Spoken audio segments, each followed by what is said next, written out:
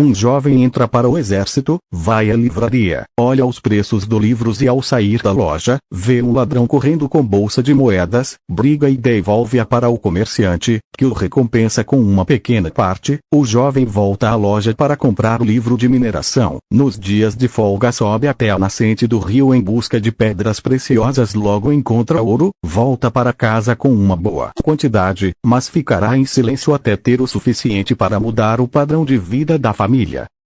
Com a quantidade suficiente de ouro em mãos, vai à livraria e comprar livros de artes marciais, engenharia e oratória. O rei, ao saber da existência de ouro na região, chama o jovem para conversar. A majestade exige o local da mina de ouro. O soldado pergunta o que ganhará em troca. O rei diz nada, pois a mina está em suas terras. O soldado diz que a mina está fora de qualquer reino, sendo, portanto, de qualquer um. Não há acordo sobre as porcentagens. Então o soldado por enquanto fica só com o ouro que conseguiu da primeira vez. O rei inimigo azul está com um grande problema. Não há moedas o suficiente para pagar os soldados. Um espião leva a informação das descobertas de 3 minas de ouro no reino do Rei Vermelho. Então o general e o rei tramam invadir o Reino Vermelhos para se apropriar das minas de ouro.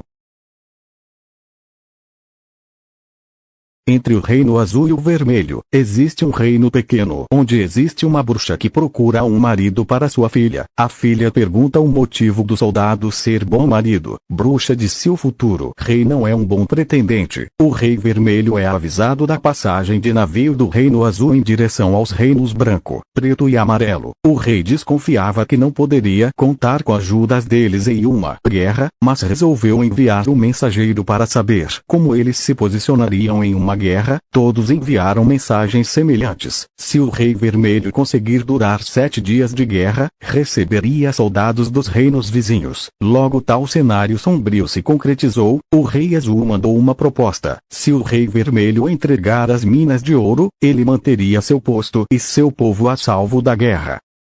Ao negar a proposta, sabia que só teria o tempo do exército inimigo chegar para pensar em como ganhar. Então o soldado mostrou 5 pastas com opções para a guerra. O Rei Azul mandou 4.000 soldados, a maioria soldados com escudo e arqueiros, pois o Reino Vermelho só tinha 1.000 cidadãos. Enquanto os barcos inimigos chegavam na praia, o Exército Vermelho ficou dentro da muralha de 1 km esperando o rei dizer o que faria. Nos 6 dias de cerco ao castelo, casa reino vizinho mandou 1.000 soldados entre arqueiros, espadachins e cavaleiros, ou seja, se o 7º dia chegar, eles teriam 3.000 soldados a mais. Porém era jogo duplo dos reinos vizinhos. A única forma de conseguir era resistir uma dia de batalha feroz. Ao nascer do 7º dia, os portões da muralha abriram. Os soldados inimigos viram isso como uma rendição, porém saíram 200 soldados com espadas e lanças.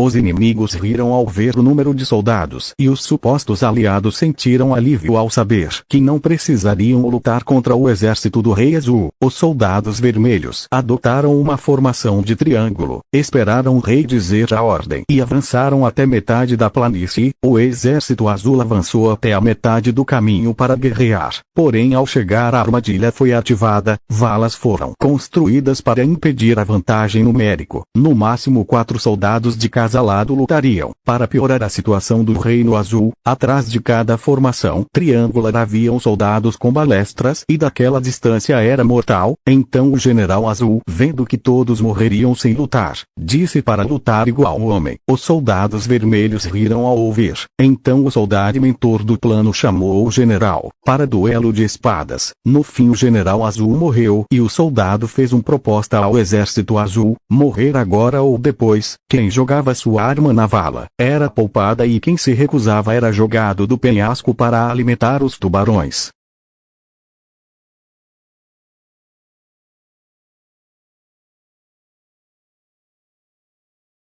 Enquanto a guerra campal acontecia, outra parte do Exército Vermelho emboscava o Exército Vermelho na praia, para capturar os cavalos e armas de cerco. Os exércitos aliados são mandados embora e o Reino Vermelho prepara a invasão ao Reino da Bruxa para impedir outro ataque em futuro breve. A cidade da Bruxa tem 2.000 cidadãos, mas não oferece grande resistência ao contingente inimigo. O soldado recebe a ordem de queimar a cidade e ao entrar no palácio percebe que há uma sala secreta. Curioso em saber o que há, procura alguma passagem secreta, porém só um espelho na parede de pedra. Ao tocar no espelho sua mão passa, ele saca sua espada e entra na sala secreta, onde encontra a filha da bruxa que finge ser a filha do rei. Então ela se veste igual ao monge para disfarçar seu gênero e sai antes do castelo ser incendiado. Ao voltar para casa é promovido a general e pouco tempo depois a rei em tempos de guerra, mas há um probleminha. Para ser rei deveria desfazer o casamento atual. A filha da bruxa resolve ser amante.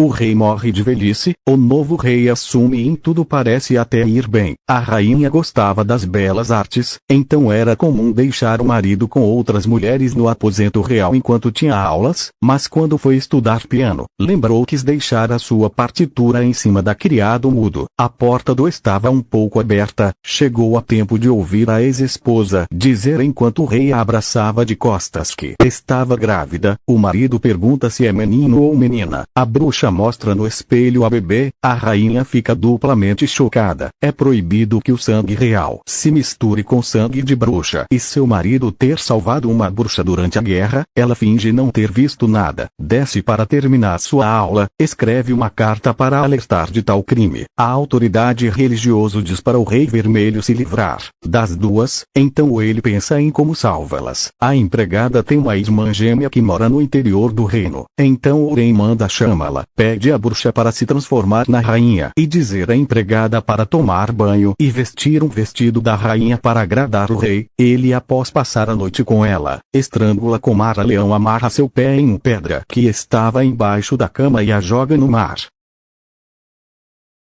O plano deu super certo. A bruxa e sua filha foram morar em castelo para viver do vinho que produziam. Quando a filha da bruxa atingiu a idade para casar, a mãe dela procurou um marido no espelho mágico, um jovem soldado que seria rei no futuro. Foi contratado para ser guarda real. Então a filha perguntou o motivo de guardas se bruxas são imortais. A mãe feriu a própria mão com a faca para mostrar que bruxa envelhece ao usar magia. Não devemos lutar, disse a mãe. Para a sorte da mãe, o rico comerciante do novo continente bateu no portão do castelo para comercializar o vinho produzido lá. A bruxa ficou feliz em saber que poderia casar a filha com um tão rico quanto aquele. Para não haver problemas, resolve dispensar o guarda. Apaixonado pela folha da bruxa, diz não desistirá tão fácil. O rei aparece para dizer à bruxa para fugir antes da caça às bruxas. Com raiva da proteção do marido, a bruxa transforma-o em cão feroz para atacar o reino. Quem mata o cão feroz é o guarda recém-demitido. Antes de morrer, o rei diz que foi a bruxa. O guarda põe fogo no vinhedo e no castelo. A bruxa nesse tempo fugiu junto à carga de vinho para o novo continente.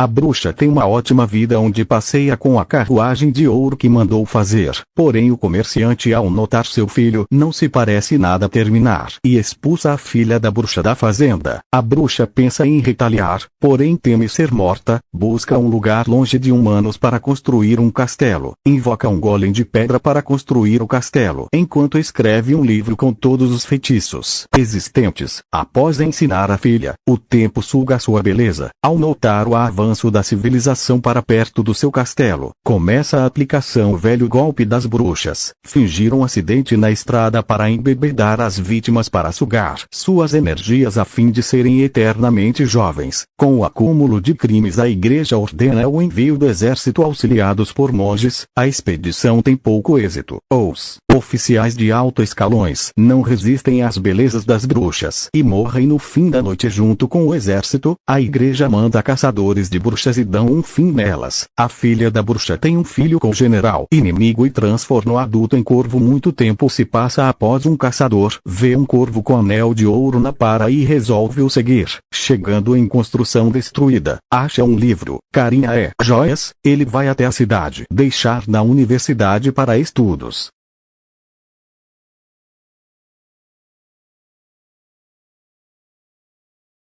A Universidade de Salem chega a só uma resposta. A varinha e o livro são da época das caças às bruxas de Salem. O livro tem uma página com título rasgado, mas todas estão em branco. E a varinha não funciona. O livro de feitiços está na biblioteca de Salem na seção de raridades. O público não pegar para ler. Então o corvo retira a etiqueta de raridades. E funcionário novo põe no carrinho para devolver para estantes de livros comuns. Um nerd é apaixonada pelo capitão do time de futebol americano da escola. Após ser desprezada, corre para a biblioteca para chorar. A amiga vai junto e o corvo ouve tudo. Na outra semana o corvo sobe na mesa onde a nerd estudava para brincar com ela. A nerd vê o passarinho inquieto e consegue. O corvo para em cima do livro da bruxa. A nerd a pega e leva até a bibliotecária para retirar o livro. A moça perguntou o interesse em um livro que não tem nada escrito. A nerd diz ser por curiosidade. Chegando em casa ela tenta abrir o livro, porém já uma trava. O livro tem vida própria. Para abri-lo é necessário furar o dedo na agulha e colocar na parte com tecido. Após ela fazer o livro mostra os textos todos em latim. Ela escreve no tradutor para testar. O feitiço era sobre transformar alguém em corvo. Ela faz e nada acontece. Viu a amiga nada de mais. O filho da bruxa vira humano na hora. Elas vão para casa, pois é hora de fechar a biblioteca. Ela querendo namorar o capitão testa novos feitiços. Na mesma semana começou o namoro com ele. A nerd sentiu curiosidade em fazer o feitiço da página sem título. Ao fazer nada acontece. No outro dia ela se olha no espelho e listras pretas no seu corpo. Passa maquiagem para ir à escola e à tarde no médico. O médico diz não saber o que é. Com o passar do tempo as outras aumentam. E bruxa morta na fogueira toma o corpo dela.